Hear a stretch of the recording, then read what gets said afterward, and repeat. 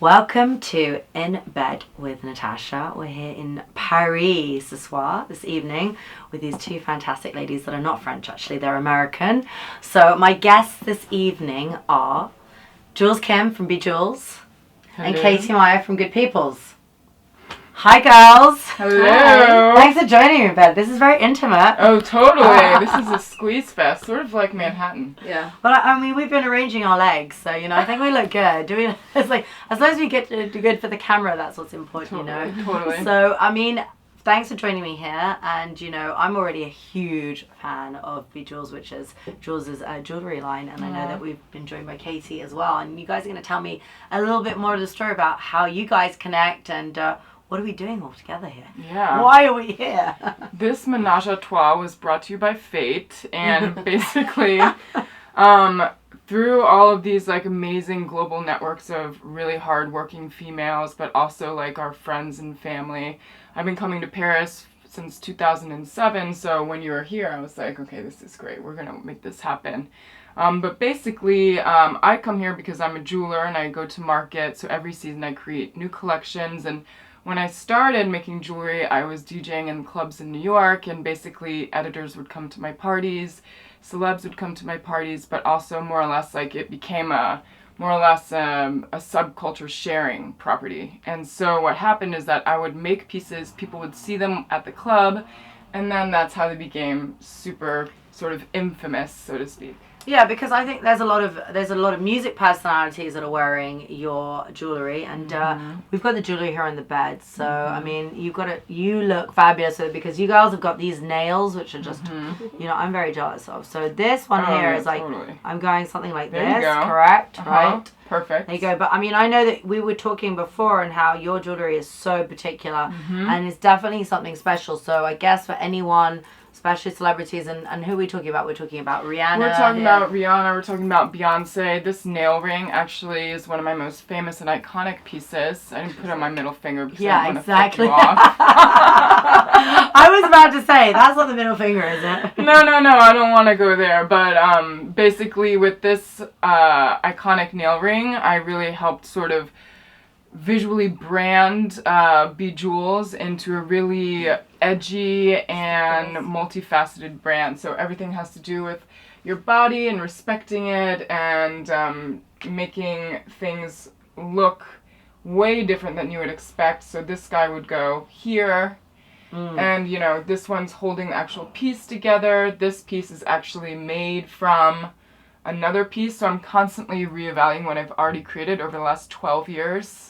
Yes. So you're doing two lines. One is fine jewelry, which means it's gold and obviously stones, and the other one is your other line, but they're both under the same brand. Yes, they're under the same brand, and I do that because I've been distributing my work. Thank you. On those, please. I've been distributing my work on a global scale for the last 12 years, so I need to be able to promote the brand, but also get the story cachet out into the world, and that's through wholesale. So, in other words, basically, with the product themselves, they start telling a global story, and then the fine jewelry more or less puts it into a very high-end, chic format, and then these people like Beyonce, Rhianna, Madonna's on tour now. So Madonna wears your stuff as well? With her tour, basically her programming opens up with Stephen Klein videos. And I work with really amazing talent and photographers and stylists, etc., etc. So in this vein, I'm very well connected. I mean, after over a decade of working in the community of fashion and jewelry and entertainers, everyone knows I'm the go-to for this edgy, contemporary, fashion-forward type of...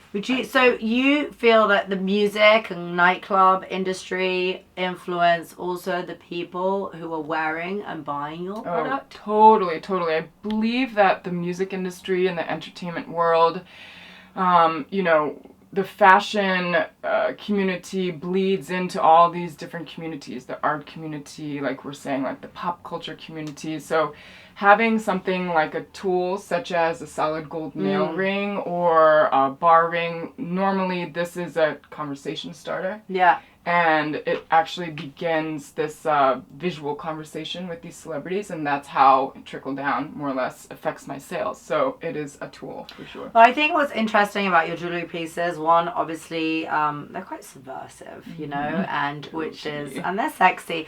And also, you know, they're different. So, you know, you're a jeweler, which, again, has a tradition being a jeweler.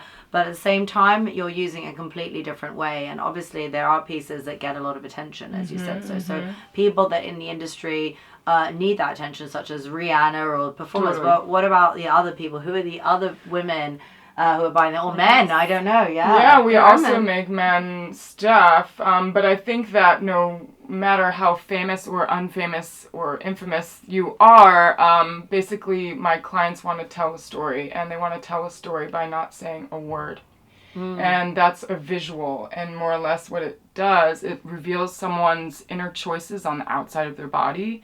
So with Bejules, it really has become vernacular for those types of silent statements. So if there's this is fantastic. This one's my handlet that I created in 2010, and I use a lot of dates when I'm talking about my pieces because I want to isolate the fact that I've been in business for so long, making these fashion forward concepts and literally popularizing them and making trends for the market. But you know, if people are making silent statements, then in reverse I sort of fill that empty space with the nightlife.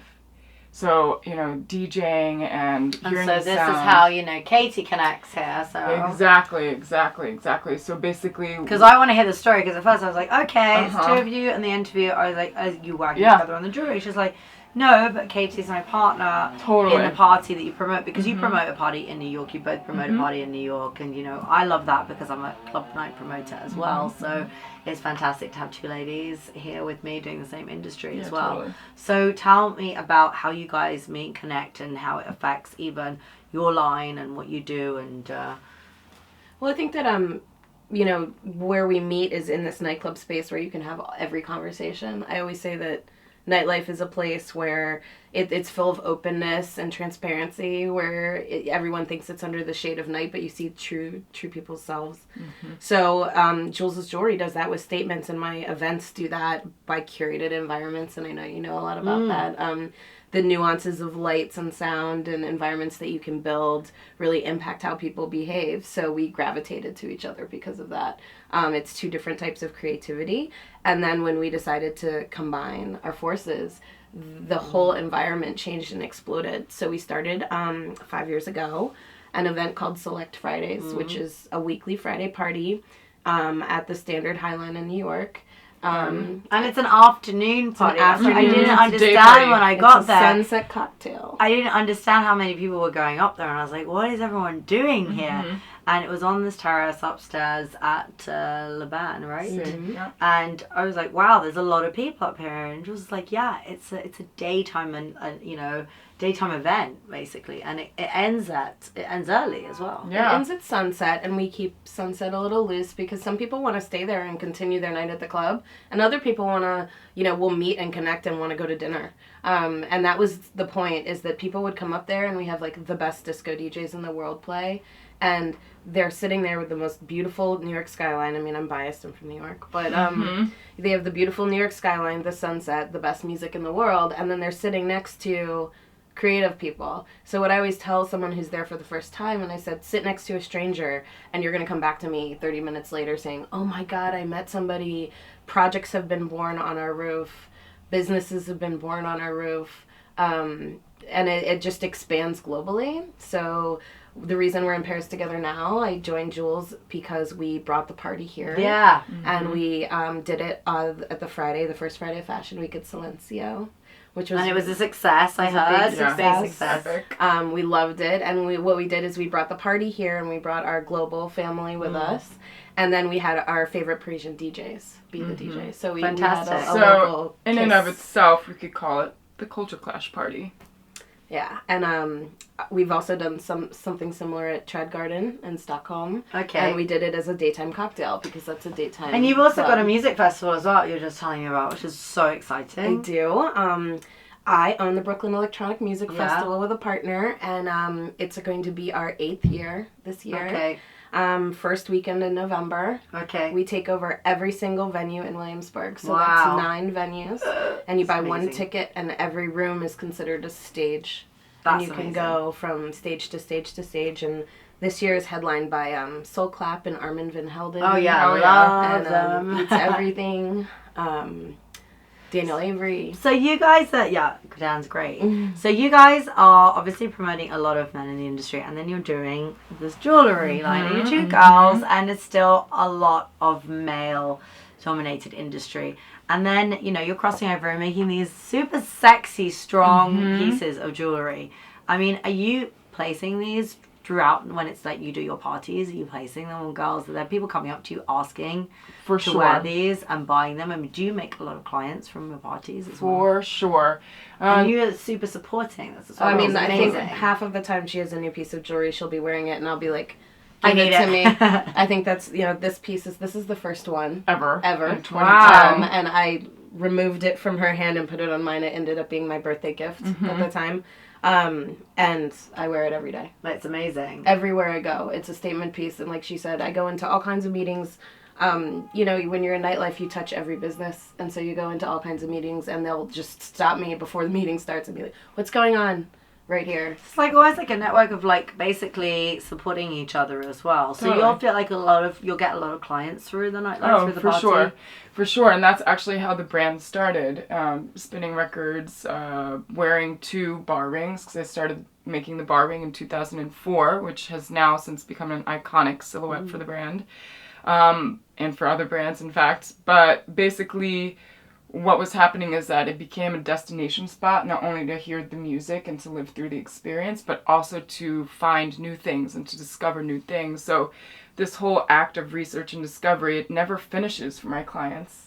It starts once you see something like that, then you meet the maker, then you're in her environment, then you go to her party, then you're in Paris, and wow, you're at her party. I really like this approach because I think that when people think of jewelers, they always think of something like, I This. don't know, on a, I don't want to use the word snobby, but the kind of, you know, luxury, inaccessible, this something you want, it's like a fairy tale princess Disney story, and you know, jewelry doesn't have to be like that, and jewelry is fashion, it is forward thinking, and I love the fact this is a different approach. And of course you've got 2 markets, so you have your luxury market, and that has very high price range as well, Jules. Of course. So, you know, can that be marketed through nightclubs, through nightlife? I totally believe it can, because Okay.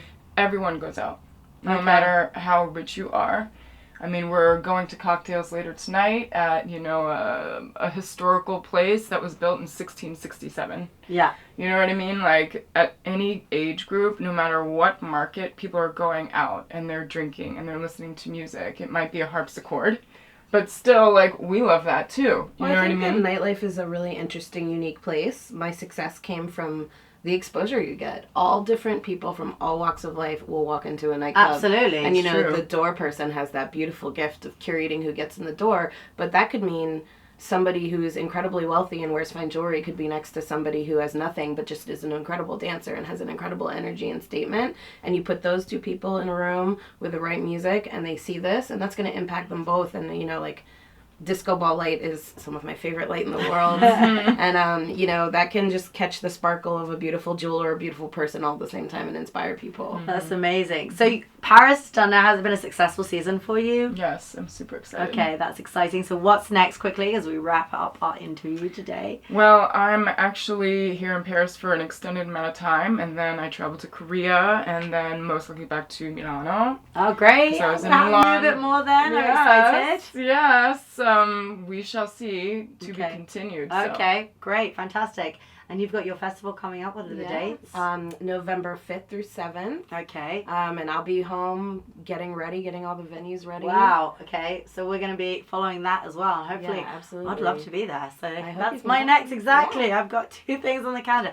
Thanks so much for joining me. And obviously, you have a website as well that we're going to be posting, so people can see more of the jewelry. And if you're interested in both what these fantastic ladies are doing, we'll let you know exactly. So thanks so much for joining us. Bonsoir. Good night, Paris. Thank you. Ciao.